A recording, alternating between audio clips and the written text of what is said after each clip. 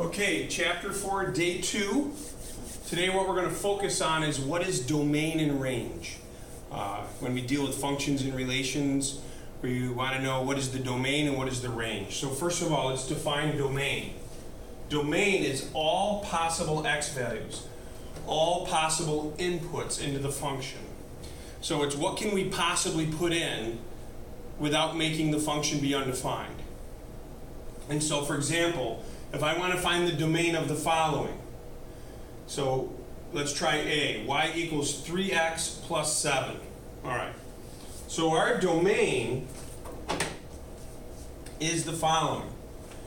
It is, and we use these little brackets, right? It's like set notation here. All x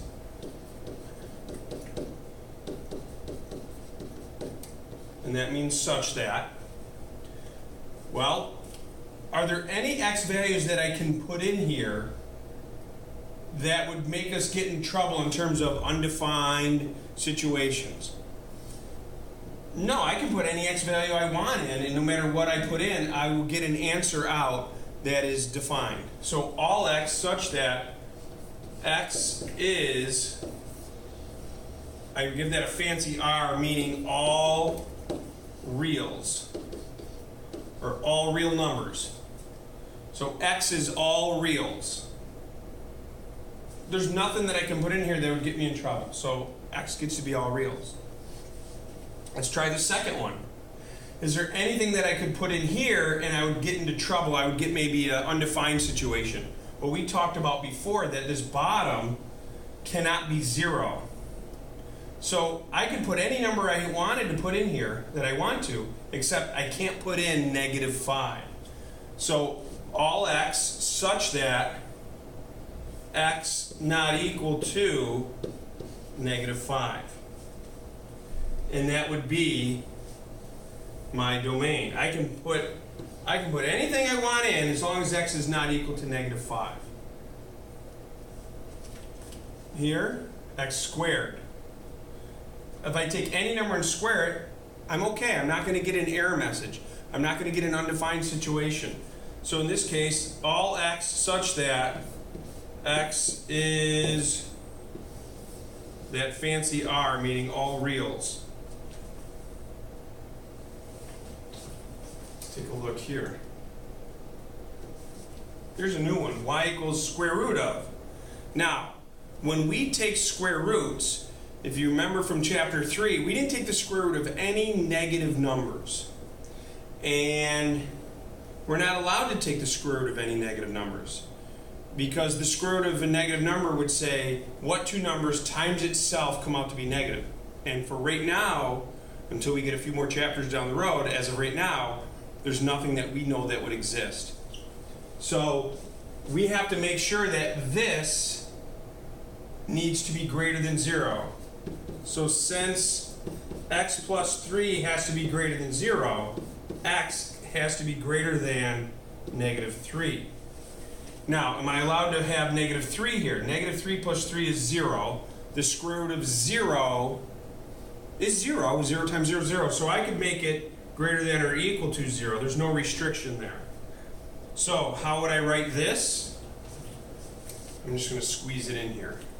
So I would write it as all x such that x has to be greater than or equal to -3. In other words, I'm going to take all the reals greater than or equal to -3, and then I'm okay. And that is domain. It's just asking yourself, what can I put in? Okay? What can I put in? We'll talk about graphically later, but for right now, what can I put in? Let's look at range for a minute. Range, then, is all possible y values, or outputs. Something to help me remember it. Domain D comes alphabetically before range R. X comes before Y. Domain is X, range is Y. And it might help you remember. Okay? All possible Y values, all possible outputs. Well, the best way to look at range is to make a graph and to see the possible outputs. All right? Make a graph so you can see the outputs. So So the directions here might say find the range. So make a graph. Linear. Here's my XY axis. Linear. Okay? All possible outputs. This graph will go forever positively, forever negatively. So y is going to be all reals. So y such that y equals, again, that fancy r, all reals. I can have any y output I want. Let's take a look at y equals x squared. So let me get out an xy axis. Y equals x squared. It's going to be a parabola that touches there at 0. Okay? So if I look at my y values, y can go forever up, but the lowest y can go is 0.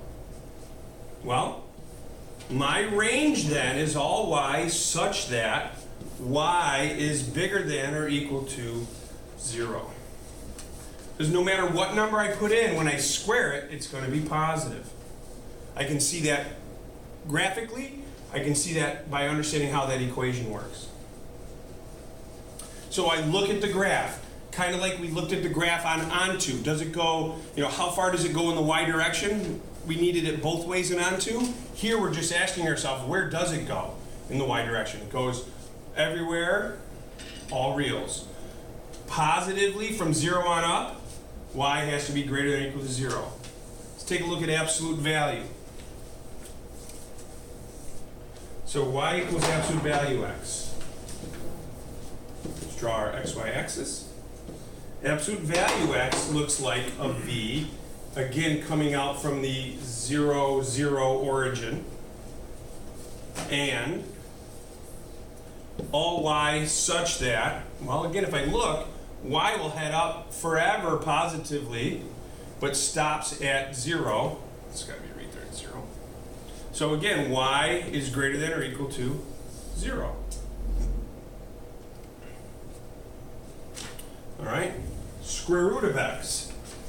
Well, we know that any number that I put in here has to be positive in this, or 0, at least bigger than 0. So it could be 0 or positive.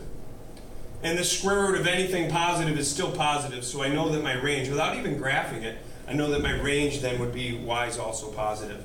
If I made a sketch of this graph, we saw it today in our worksheets. And I'll squeeze it in here. That was the one that started like this and went like half a parabola sideways. So again, it will creep up higher, higher, higher, higher, higher, higher in the y value. Basically sketch the graph though. So in class, when we come in, we're going to be taking a look at some of the graphs to decide what our range is. And so that is domain and range. Domain, we look at it algebraically. We can also look at it graphically. Range, we like to look at it graphically.